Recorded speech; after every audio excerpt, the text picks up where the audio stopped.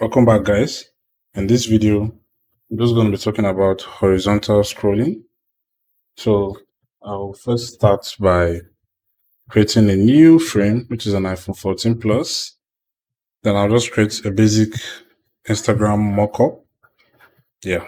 So just going to duplicate that using the Alt key. Then I'll highlight the three of them and give it a stroke of a black stroke so that it's going to be visible. Yes. I'm just going to increase the stroke size or weight. Then I'm also going to give it a drop shadow, then increase the opacity of that drop shadow. So now the stroke is not showing because the color is white. And also because these three elements are not inside my frame. Yes, so I just drag them inside. I highlight the remaining two, drag it inside two, highlight the third one, drag the third one. Yes, so that's basically what I'm going to do. So what next now? I need to, how will I put it, ungroup the ellipse, and also after ungrouping it, I'm just going to duplicate it. Yes, I'll duplicate it. That's what I want to achieve. Sorry, guys. Yes, I'll duplicate it. Then I'm going to highlight all the duplicated stuff. So I'll make sure that all the go time between them is 39 pixels. Then I highlight it, I group. You can use Ctrl G. Once I group, as you can see, then I reduce the width. But for now, it's okay that way. It's okay. Okay. Yes. I had auto layout. I had to disable that to be able to shift the group width. And I'll search for a plugin, Photos, and I'll run that plugin.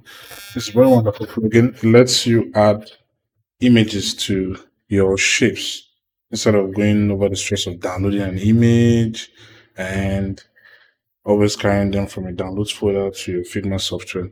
So why it's putting in the background is because the frame is highlighted. So what I'm going to do now is to try and select the rectangle. Yes, I need to select the rectangle because any picture I put now is still going to go behind the frame. Let me shift that to where it's supposed to be. Group. Then I select yes. As you can see, everything is working nice. So I'll just shift this plugin.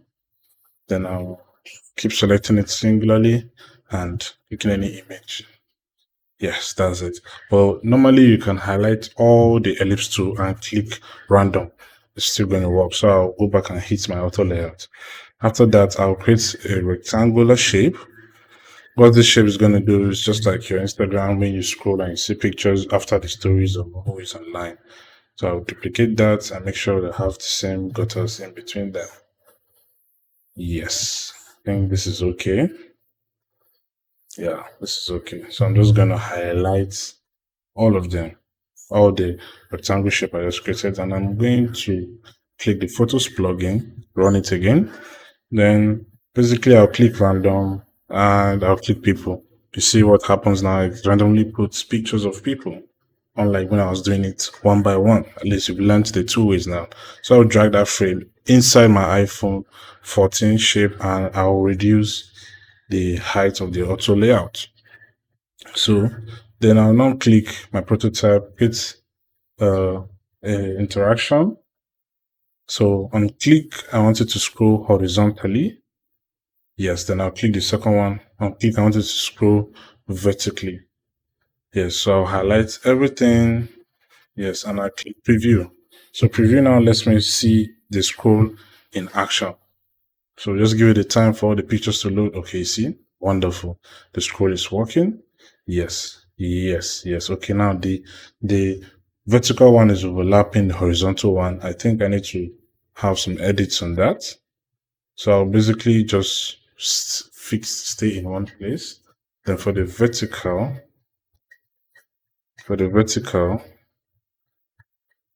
yes, for the vertical, what's wrong here? Okay, let me play it and see. What's the changes that I just affected? Okay. And I try and scroll. Yes, it's scrolling behind, not above it. Okay. So I think that's just it. The further one I just want to do is to highlight everything and preview again. I just made a few changes there. You can always pause the video and see what I just did. And now see the vertical scrolling is not going behind the horizontal images.